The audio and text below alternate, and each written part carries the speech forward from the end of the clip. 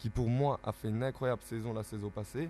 Alors certes, ici, depuis ce transfert à Chelsea, il est un peu en difficulté, il a un peu du mal à avoir du temps de jeu, mais il faudrait peut-être essayer de le lancer, lui, comme Amadou Onana, dans les matchs, comme on en a parlé précédemment, contre l'Irlande et l'Angleterre, pour voir si oui ou non ils sont encore en jambes, parce que ça pourrait vraiment un gros atout d'avoir deux joueurs costauds et physiquement et tactiquement comme eux.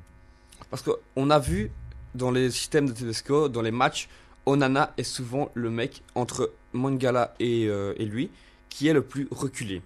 Mais on sait très bien qu'à Everton, il n'a pas l'habitude de jouer un rôle si reculé que ça. Mhm. Et donc, il a parfois des lacunes où on voit parfois que ça laisse des espaces dans son dos.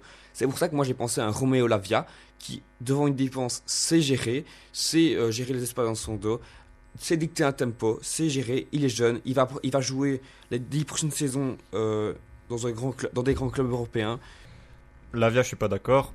Simplement parce que, ok, il a un grand talent, mais ce serait pour moi voler la place de quelqu'un. À partir du moment où tu n'as joué qu'un match officiel en étant remplaçant et que tu t'es blessé toute l'année, pour moi, il faut pas reprendre un gars qui est blessé. À voir sa deuxième partie de saison, mais il n'est pas prêt de revenir encore, même s'il se réentraîne. Revenir, c'est une chose, jouer, c'est une autre.